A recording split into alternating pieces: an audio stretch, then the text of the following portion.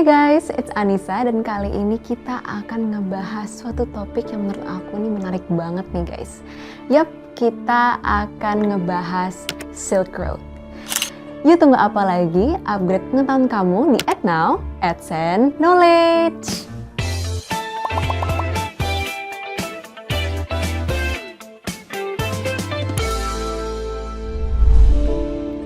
Jalur sutra adalah istilah yang digunakan untuk menggambarkan jaringan perdagangan yang membentang di seluruh Asia, mulai dari Mediterania Timur hingga padang rumput Eurasia, serta mencapai Tiongkok dan Jepang di wilayah timur.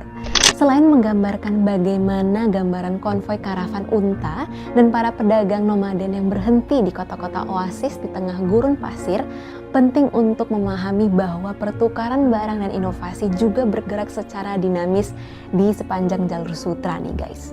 Berkembangnya jaringan perdagangan ini sudah berlangsung sejak sekitar 2000 tahun yang lalu, dan dengan semangat pertukarannya telah memiliki dampak yang luar biasa terhadap dunia kita saat ini. Jalur sutra harus dianggap sebagai langkah signifikan pertama menuju dunia yang semakin terglobalisasi nih guys. Sebab melalui pertukaran budaya, teknologi, dan inovasi, masyarakat di seluruh Asia dan bahkan lebih jauh lagi hingga ke Afrika dapat terhubung secara lebih kontinu. Jalur sutra bukan hanya bercerita tentang perdagangan barang, tetapi juga tentang pertukaran ide dan pemikiran lain yang telah membentuk dunia kita saat ini.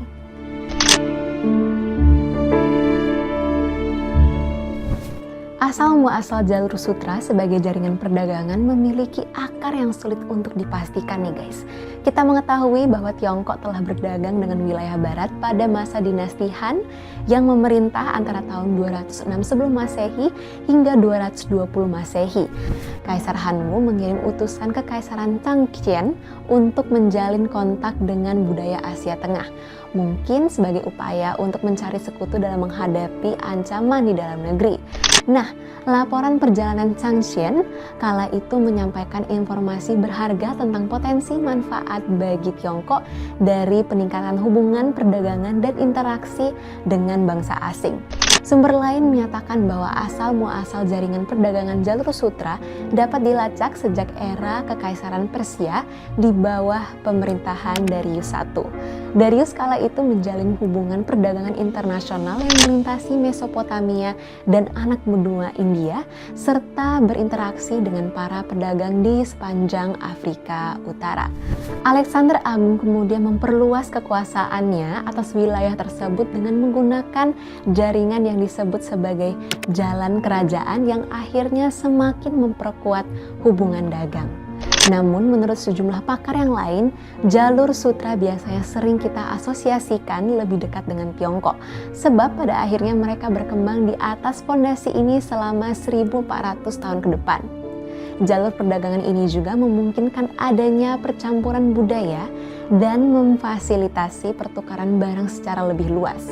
Jalur ini mulai berdiri pada saat dinasti Han dari Tiongkok mulai terlibat dalam hubungan dagang dengan suku-suku nomaden di Asia Tengah. Melalui bantuan suku-suku ini, pos-pos perdagangan didirikan ke sepanjang jalur sehingga menjadi titik perhentian penting dalam menjelajahi medan yang menantang di jalur sutra, terutama di sekitar wilayah gurun Baktria. Pedagang juga biasanya tidak melakukan perjalanan sejauh itu guys, namun dengan memindahkan barang dari satu pos ke pos yang lain melalui konvoi karavan.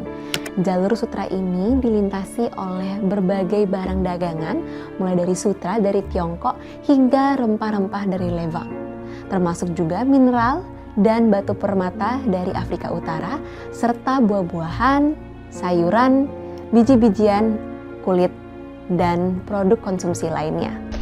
Aspek teknologi juga menyebar dari wilayah Tiongkok ke bagian barat, termasuk diantaranya pembuatan kertas dan pengetahuan tentang bubuk mesiu yang kemudian disempurnakan oleh orang Eropa di masa yang akan datang.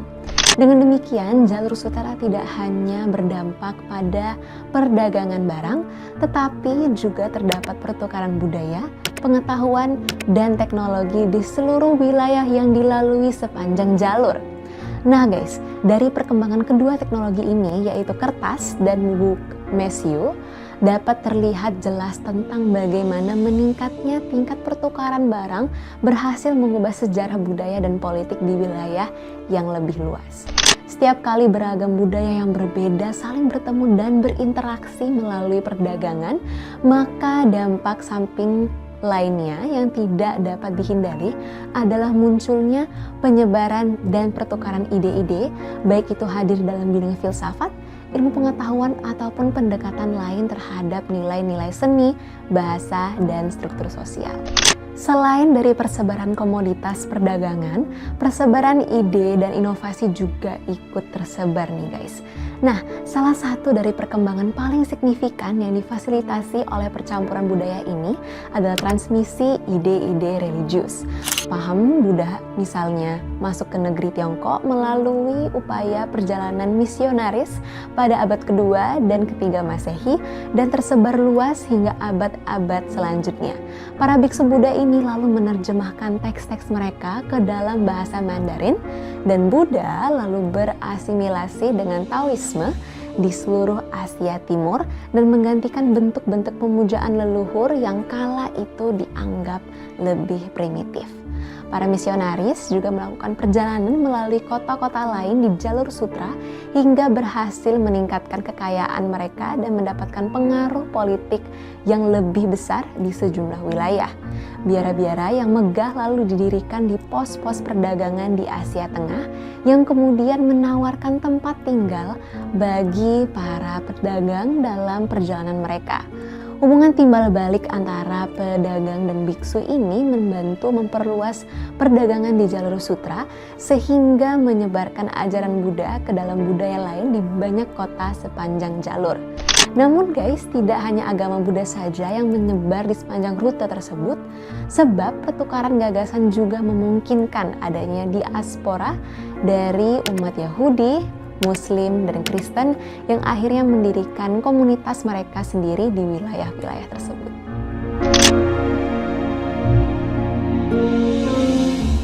Salah satu konsekuensi negatif dari meningkatnya interaksi global adalah penyebaran penyakit yang menjadi semakin mudah.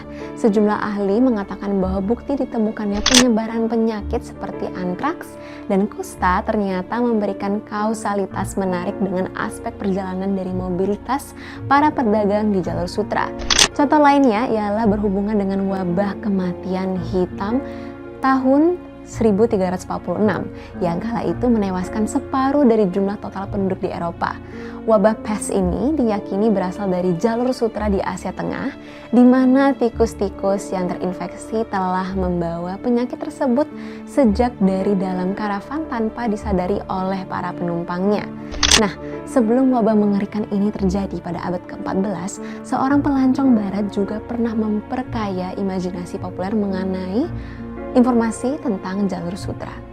Marco Polo, seorang pedagang Venesia kala itu, melakukan perjalanan melintasi benua Asia dan bekerja di Istana Kubilai Khan selama masa puncak kejayaan kerajaan Mongol.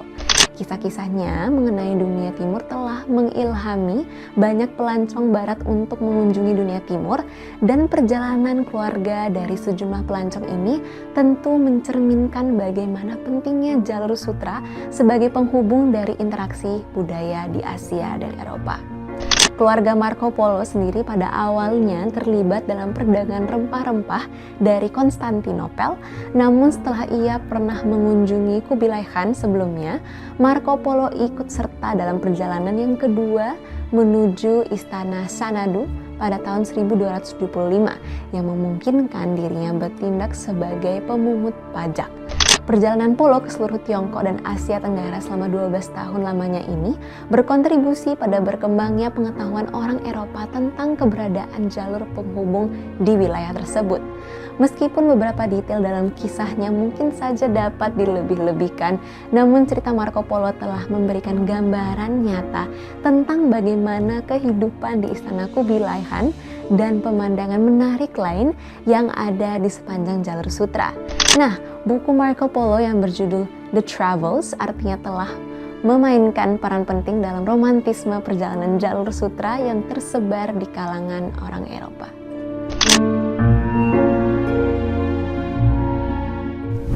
Pada abad ke-20, penemuan ribuan manuskrip kuno di sebuah gua dekat kota Dunhuang, Tiongkok, memberikan wawasan lain yang lebih dalam tentang jalur sutra.